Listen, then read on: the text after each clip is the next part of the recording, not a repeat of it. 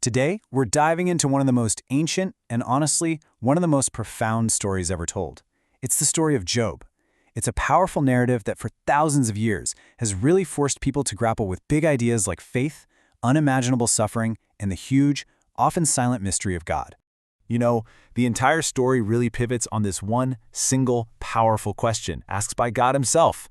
Who is this that obscures my plans with words without knowledge?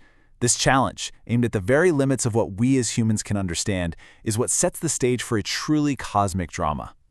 So we're going to walk through this incredible story in 6 parts. We'll meet Job, we'll witness a cosmic test, see his entire life just fall apart, listen to some truly terrible advice from his friends, hear a divine intervention, and then, finally, see how it all wraps up.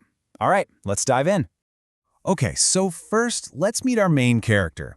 We're introduced to Job, a man living in a place called the land of Uz. And the text makes it really clear he is blameless and upright, a man who fears God. By all accounts, he's the greatest man in the entire East. Job's prosperity was just immense. First and foremost, he had this big, vibrant family, 7 sons and 3 daughters, and they were clearly a close-knit group, always feasting together and enjoying life. And his material wealth, it was absolutely staggering. We're talking about a massive flock of 7,000 sheep and 3,000 camels.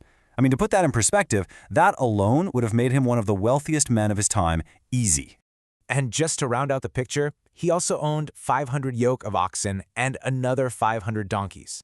So this isn't just wealth, it's practically an empire. Job literally has it all. His life is, by any and every measure, perfect. But that is all about to change. So now, the scene just dramatically shifts. We go from earth all the way up to the heavens. The angels are presenting themselves before the Lord. And, what do you know, among them is a figure called Satan.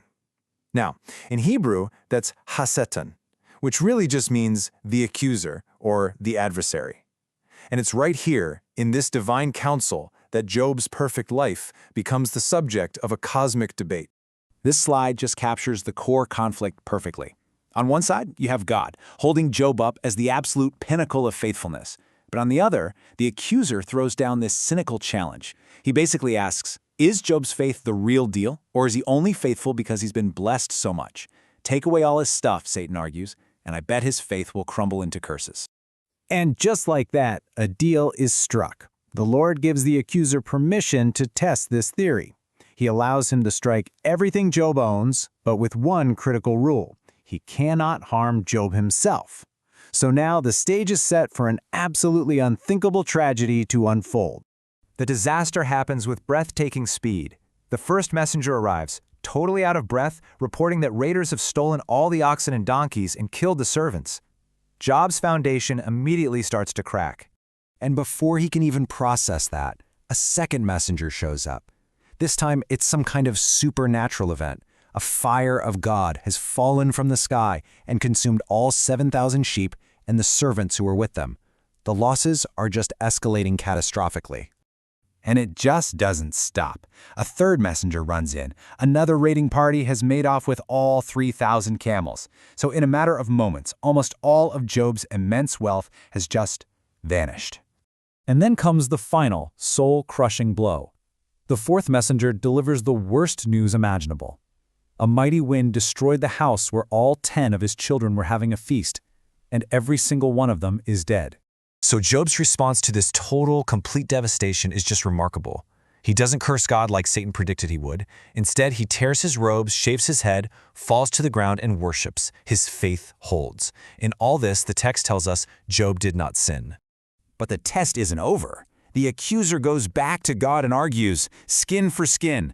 A man will give up anything for his own life. Let me strike his body. And God agrees, again, with one condition. You must spare his life. And so, Job is afflicted with these agonizing sores, from the soles of his feet to the crown of his head. So when they hear about his tragedy, Job's 3 friends, Eliphaz, Bildad, and Zophar, come to comfort him. And they are so shocked by his appearance that they just sit with him in total silence for 7 days. But when they finally do speak, well, their comfort turns into accusation. This slide really boils down the friends' whole philosophy.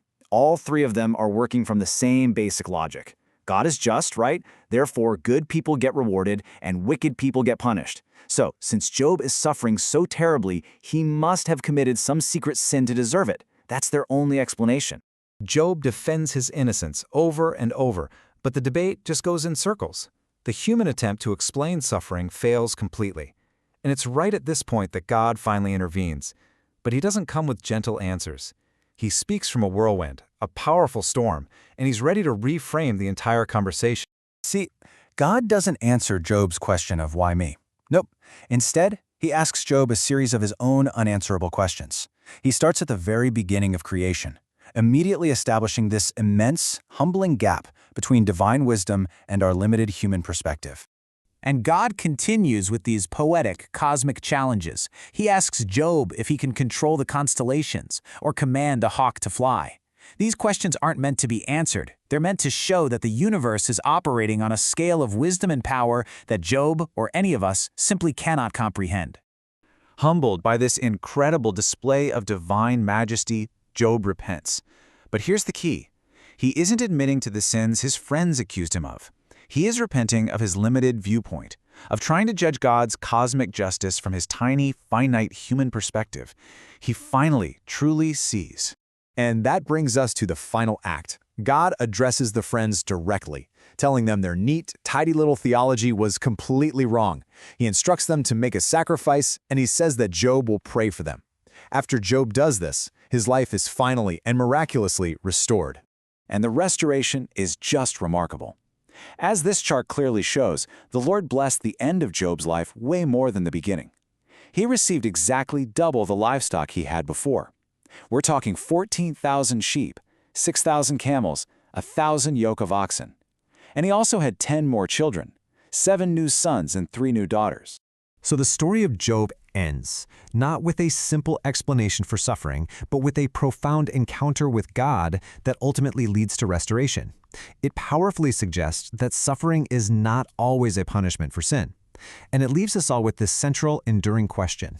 When life is overwhelming and the why is nowhere to be found, what does it truly mean to have faith?